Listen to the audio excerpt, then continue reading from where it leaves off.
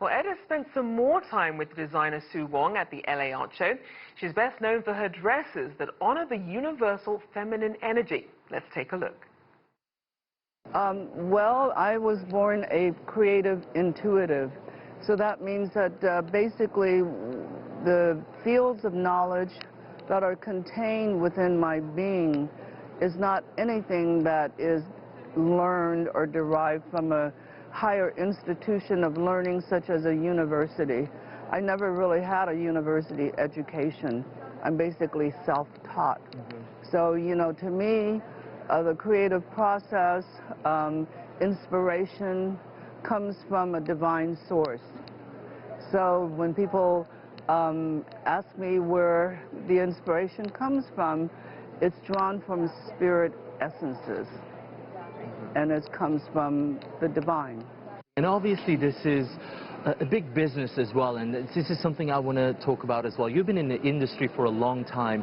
How do you observe the industry changing? Well, I think it's really becoming more expedient. You know, everything is expendable, and we live in an instantaneous culture, so that everything is very thin and there's no substance to it. And I think the reason why my designs have been so instrumental and so profound is really the beauty of the handwork and the detailing that I offer. For instance, if you take a look at this outfit here, this is an ensemble, and you know, people think that I use gorgeous fabrics, but I actually take very basic fabric like this silk crepe de chine or this see-through tulle, and I create all the beautiful motifs that you see here. That's my particular artistry. And it would be interesting to get your perspective on China as well. They're obviously making leaps in several areas. How is the scene of fashion design? Well, it's really interesting. China has really grown by leaps and bounds since I was a little girl growing up there. I was born right into the Maoist revolution, into a world of tumult and change, and there was mass starvation, so it was very poor and a sort of a third world country. And now it's really risen to be this incredible economic power. You know, I had a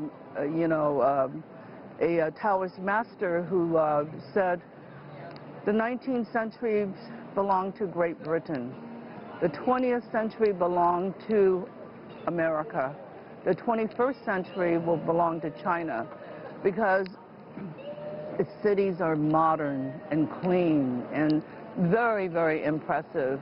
So there's really been an emerging middle class for quite some time. There's great wealth in China.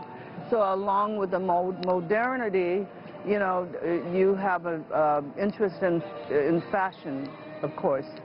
So, you know, it's really, China is really what made me an incredible success, because all these beautiful age-old couture methods, such as the beading, the embroidery, the Battenberg lace, these are age-old, you know, couture methods that were basically available only in the finest houses in Europe. But in China, they were still available. They still are available, but the prices are probably 5 times what they were when I first started out manufacturing in China 20 years ago.